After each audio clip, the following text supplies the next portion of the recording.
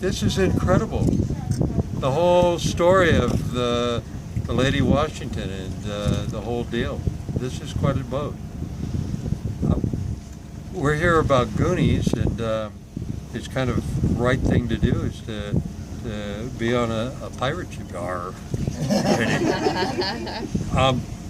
Gad, I could tell you about, I don't know which story you want to hear. Tell them, why don't you guys, most of you have been to the interviews today, so why don't you, if any of you have any questions about the film or Sloth or any of that stuff, the one thing I'm always afraid of is that I've gone online and I've been reading things, and most of you know more about the film than I do. Okay? And that is, I only spent a year on it. You know? And it was obviously when you make a film, you never know how it's going to end up. You never have any idea. You go to the dailies and see what we shot the day before and go, oh, that looks good, but you never know. Of course, we had Dick Donner, who'd just done Superman and Lady Hawk, and we had Spielberg, who'd just done Gremlins and E.T. and a dozen other great movies. So we were pretty optimistic, but nobody ever thought that 30 years later we'd be on a beautiful boat like this in Astoria Harbor about the Goonies. None of us knew this. None of us the cult following, the fan base here is something none of us expected. So we're a little bit in awe of you more than anything else. The fans of Goonies, we're all Goonies. You guys have added so much more to this film than we ever could making it. So, now, does anybody have any questions about anything that I could? What's one of your favorite memories? Oh my. Well, there's always Chunk on New Year's Day. When we came back from to start with, Jeff Cohen, they had the script for Jeff, had 2 lines, and he never remembered them. So Jeff, everything about Jeff's performance, and I think Chunk stole the whole show. Everything about that came out of his head. And the one that we couldn't stop laughing was when they were going to put his hand into the blender, they said, "What's the worst thing you've ever done?" He said, "Well," and there's nothing written for that. This is all him. Okay. So once you understand that about Chunk, everything, every day, in my car I have something. Every day he would come with a different hat on. And he'd look around. He has a collection of over, I've heard 300, some people say 500.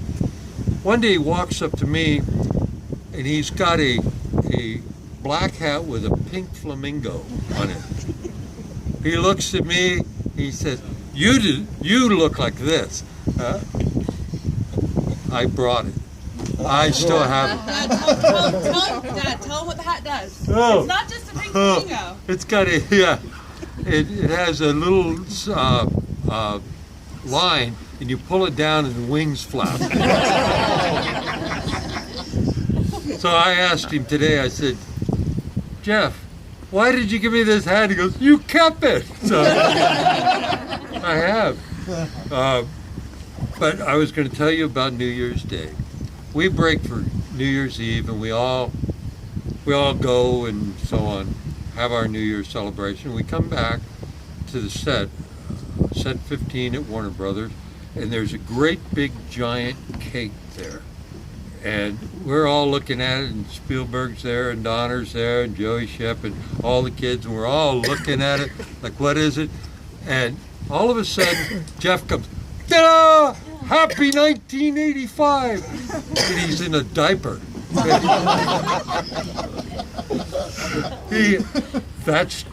That's Chuck, and he's become this very conservative attorney now, but he's still Chuck. Okay, and if you get a chance to spend some time with him, he's got a mind he's in a whole different place. What else would you like to hear about? That's one of my chunk stories. I got many of those. Joey and Shep, Joey and Davi, Joey Pantalones and Robert Davi. They had this ongoing conflict all the time. Now, some people thought it was serious. I always knew that these guys were just creative goofs and funny guys. And Davi took and hot glued the door of Joey's dressing room. Okay, so he couldn't get in it. So he had to crawl through a window to get prepared for a scene and crawl out, and they had the fire department there helping him. So Joey, getting revenge when Davi's on the set, has the transportation. These are dressing rooms, pretty large. They're like 15 by 15, but they're on wheels, and the people at Warner Brothers, they come along with their little tractors and they haul them around. If you need one there, you put it there. So he had the lot people come and take Davi's dressing room away and replace it with one that had been burnt out. So he comes in, he thinks that his dressing room is burnt out. So that's a Davi story. Mama Fratelli, we all called her Mama. She's just the most wonderful lady. She is the 180 of what she appears on screen. She mothered everybody on the set. She was the consummate professional, been on Broadway. She's a debutante out of Connecticut, just the most incredible lady. And her and Logan, they came here to Astoria. They were just wonderful. Come on, somebody ask me questions. I don't know where to go. Tell us about your stunts. Like, were there one or a couple particular stunts that you were worried about on the ship, or for your safety, or? Mr. Spielberg, Warner Brothers is here, and you go across the street, and there's a little road, and it goes to the back gate of Universal that nobody knows about. And they have a guard there and all that, but it's literally a block and a half away. And you go through into Universal Studios, and Amblin, the studios, they built Steven Spielberg his own office complex. And in this, Steven has a theater with literally every film ever made. And back then it was all film. In 1985, now it's probably discs, and he's probably got it all on computers, something like that. It was all film back then. So my job, I was assigned to go there and look at every pirate film ever made. And I went back to silent films, and I realized that the most classic stunt ever made was cutting the sail. Okay? There's a lot of sword fighting stuff, and there's what we call just fall down stuff. There's a lot of small things. But the classic stunt in the film industry is cutting the sail. So I told Stephen and Dick, listen, if you don't do anything else, this is it.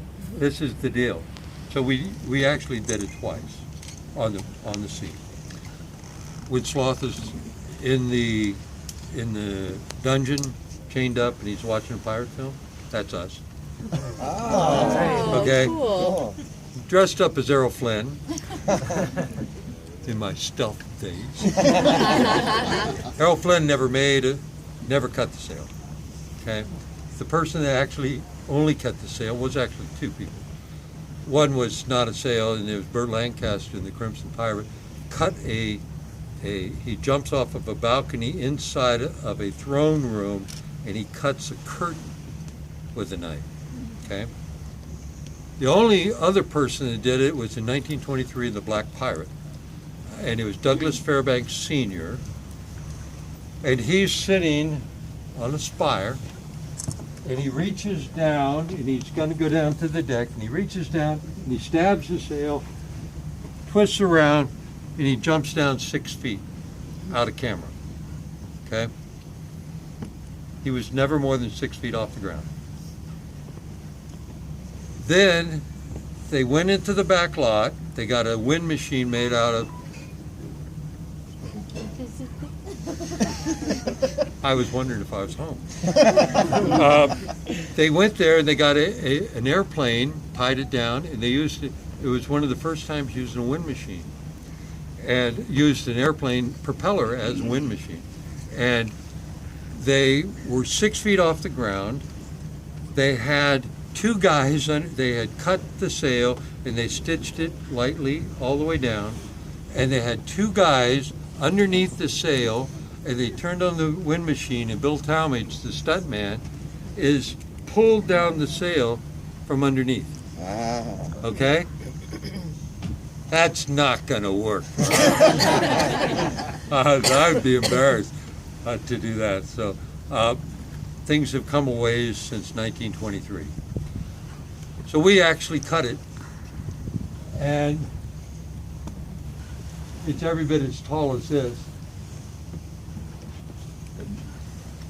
Maybe a little taller because it was close to 60 feet.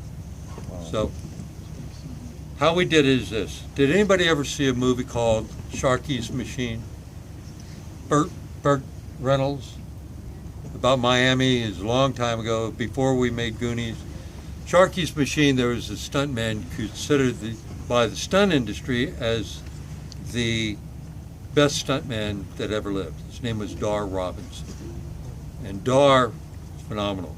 He's smart and athletic beyond everything. Anyway, he invented a machine that Burt Reynolds throws him off of a balcony, and as he's going down, he pulls the gun and shoots back, falling 12 stories, back at the camera on the balcony. And you don't see any wires, and there's no airbag. You can see the ground underneath you. Yeah, okay. So how do you do it? It's called a descender. And Dar Robinson invented this. We had the best special effects team in the industry. And that team, Matt Sweeney, we call him the Great John Blue, and Eric Nelson got together, and they looked at how that was done. And what they did is they built a machine, again using an airplane propeller, and the airplane propeller was to slow me down, to create a draft or a friction against me going too fast. And then there is, just like your windlass, it's a step down, like a gear in a transmission, and the smaller it goes, the slower you go. So it literally steps down as I'm going. When I start the cut, it takes me real fast to begin with, and right at the end it slows me down to that. And for that reason, how I did this was, I was supposed to do about a 70-foot swing across to the sail, stab it, come down, go across to the gangplank, pick up the kids, and drop them. That's the whole stunt. We never shot the first swing because Harvey Bernhardt and the production team said to put blue screen to cover all the workings of the sound stage would cost too much money, take too long, and we were already behind in production. So we never lit that. However, the day that let me finish the machine. The knife I'm carrying has a hook in it, okay? when I stab the sail, I go down, and that is a box on the other side, and it has 2 piano wires going down on the opposite side of the sail. So when I stabbed it, and it was like a funnel, so I couldn't miss it. So no matter where I stabbed, if I missed it by 6 inches, it would take me right into the hole, and then I'd snap down and lock it. And then I went down. And it was Velcroed, so we could do it more than one time. Okay? And I had no safety on me at all. The only safety I had was I couldn't let go of that knife. I think that knife still has my fingerprints. Okay. By the way, that was not Chunk on my back, and it was not Doc Stavino, who claims to have been on my back, and he's the stuntman for Jeff, who's a little person, but he weighs 200 pounds. He's this big and weighs 200 pounds, and a power lifter. But he was not on my back, but don't tell anybody that because he's still claiming to. Okay? They made a foam rubber deal of Jeff, and I keep asking him if he still has it because I know at one time he had that dummy still sitting in his room. Okay, so that's what's on my back. Okay, so we cut the sail. The first time we cut the sail, we actually did not film it. The first time I cut the sail, Mr. Spielberg invited all the classic stuntmen, some of them in their 90s, Yakima Canuck, Harvey Perry, you name the stuntman Hall of Fame, they were all on that ship. They said in the Hollywood Reporter, the Variety, that the hardest ticket in the film industry is to get onto that set, 16 that day. We had 60 people on the ship, and it wasn't, I think it's not much bigger than this ship. Had 60 people all on one side, all over this in chairs, looking up. Everybody from Steven Spielberg, I mean, you name the superstar, they were there. And I was scared to death because anytime that happens to me, I'm not an actor, I'm a stuntman. So I knew I was going to screw up something. I really, it was the scariest time. When I'm just doing the stunt for stunts, I'm okay. But that day was kind of hectic. So we didn't swing in. They have a hole that I have my foot in, 1 foot. I'm on the thing, and when they tell me action, I just cut it, and then I did the swing across.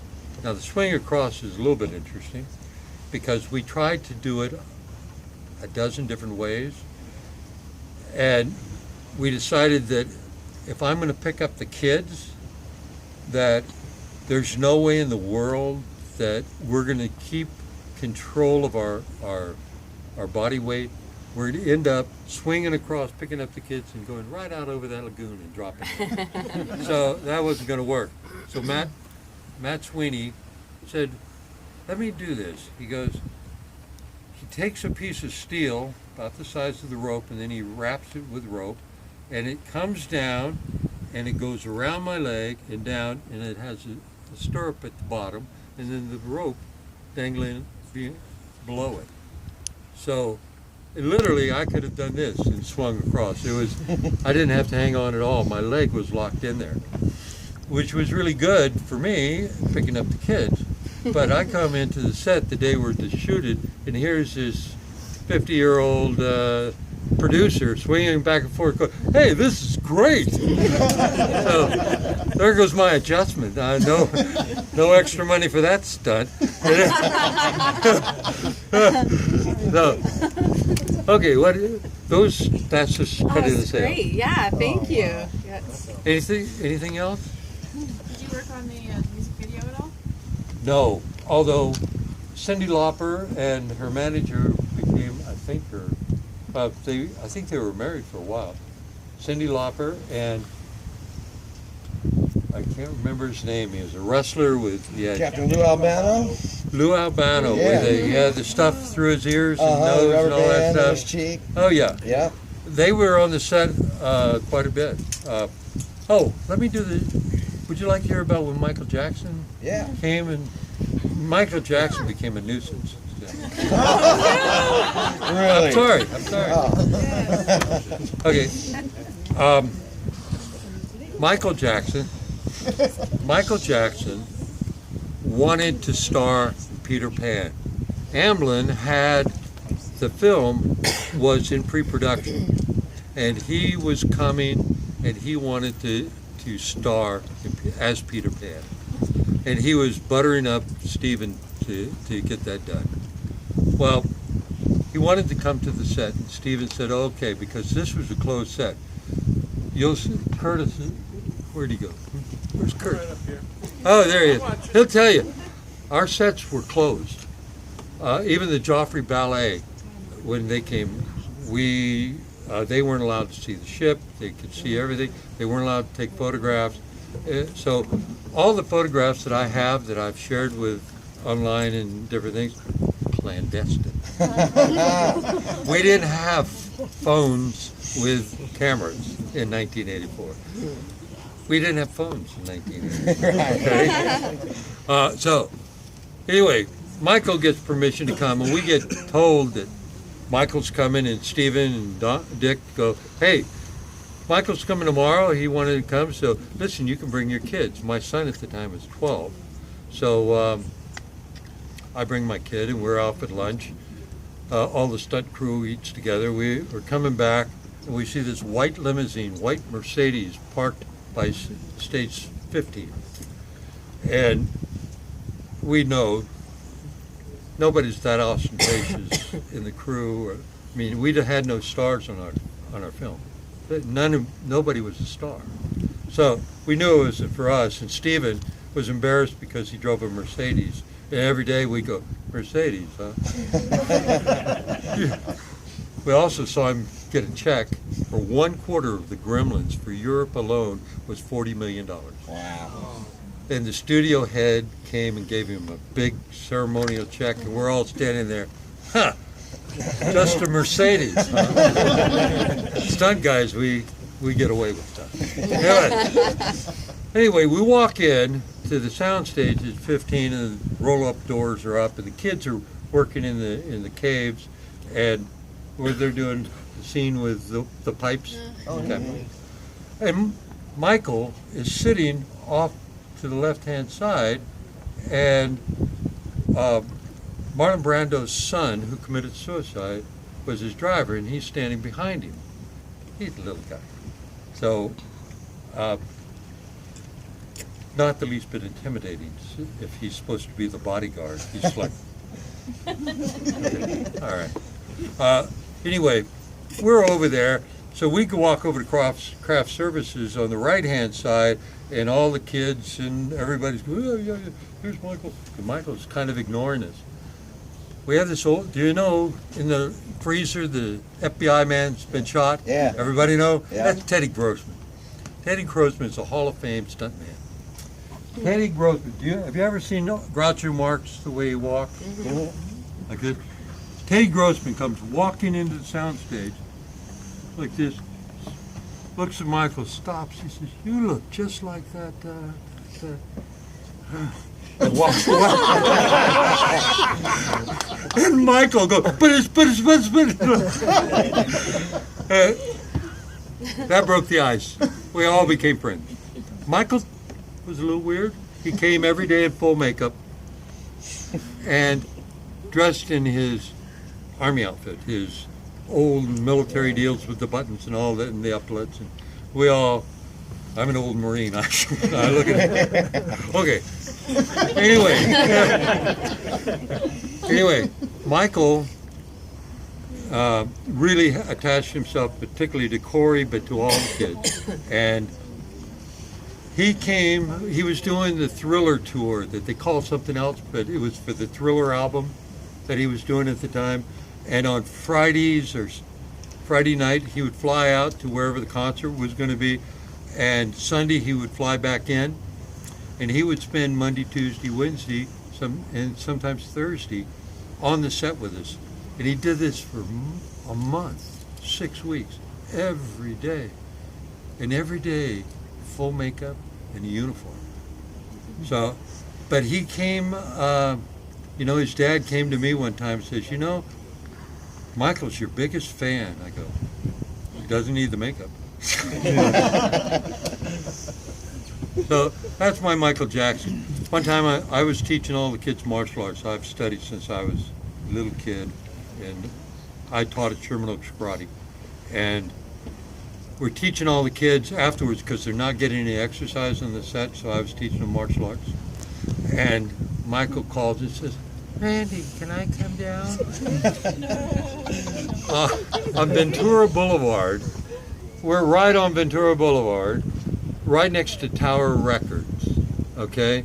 This is 6 o'clock in the evening. Michael shows up, and the place within a half an hour is mobbed. That's the last time Michael was ever allowed to come to the dojo. It just got stupid. He was too big an attraction for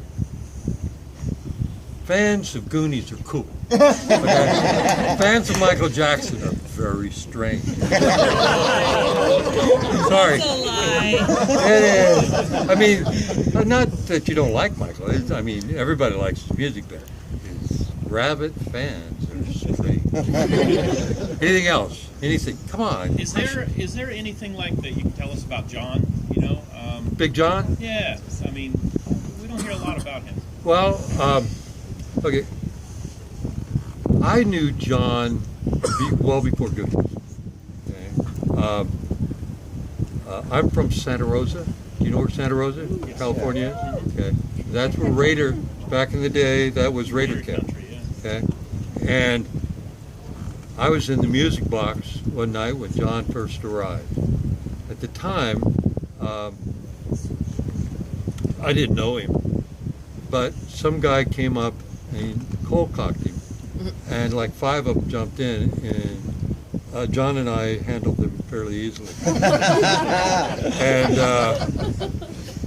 but John,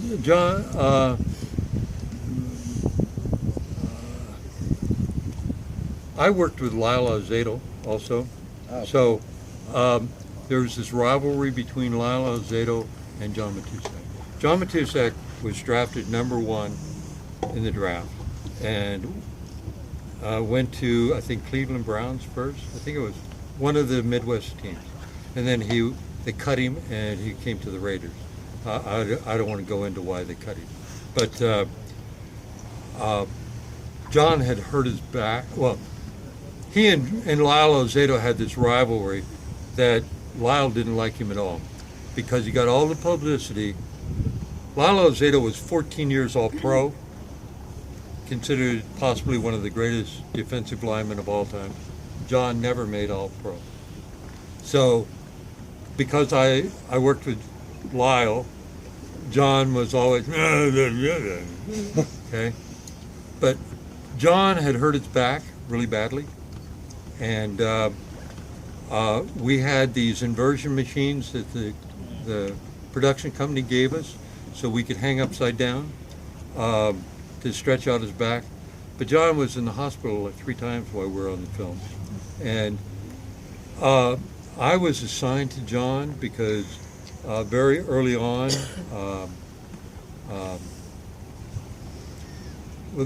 they called me Sergeant Rock. That's what Spielberg called me. And my job was to keep John in line. And we don't want to go into too much detail about that, but I've had to take John out of different places because what John was doing is because of his back, he had like 12 doctors all prescribing him pain pills, okay? And he'd take a bottle like this, and then he'd go sit down in a bar and drink a gallon of wine. Wow. Yeah. Well, that's how he died, okay? He was a person that didn't have a governor. Everybody on this ship has a governor that says, this is over the limit, I've had too much. John didn't have that in his system. Nobody's ever told him, no, John, you're going too far. And it's unfortunate because what he did is he took a lot of pills, drank a bunch of wine, and boom, his heart stopped. But we had to pull him out of more than one establishment, and luckily, like I said, I have black belts in 5 different forms. I've been fighting. I was on the world champion martial arts team 7 years, and we won the internationals. And I'm the graybeard, master black belt division. And John got smart with me very early on, and I popped him in the chest, and he never was smart with me again. And no, but it was John, because of his football background, those kind of things he understood. He didn't understand you walking up and saying, John, you know, you're out of line, man. You got to come in here. You know, you got to leave. Whoa, haven't helped that guy. You know, John didn't understand that. So I like John a lot. And I don't know what anybody's religion is, but I'm a fairly devout Christian. And I talked to him about the Lord, and I gave him a Bible, and talked to him about Scripture. And right before he died, we had a conversation about it. I had gotten him in a dojo, because if martial arts doesn't teach you anything, it teaches you control of not only your body, but your mind. It's all about self-control. And he was 5 days a week in a dojo study. So I think that he died too soon. He was turning into a really good guy. So, but I don't have really anything bad to say about him. It's just a big kid without the parameters that you expect. Is that a good way to put it, Curtis? Absolutely. Just a sweetheart, but he just didn't know. Yeah. So. Big sweetheart. Oh, I'm probably not. I'm almost 70, but I was 6'5". I've settled a bit. Anyway, John, I've got a photograph, but it's this big, and it shows the two of us standing next to each other.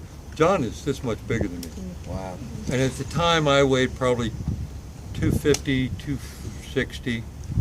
Well, I weigh, 240 now. But John weighed every bit of 350 pounds. And he was, like I said, sit him down to eat, he had to have 4 steaks. It wasn't the guy, there was no limit. There's no, does that make sense to anybody, what I'm trying to say? Absolutely. Okay. I loved him. But you know what? He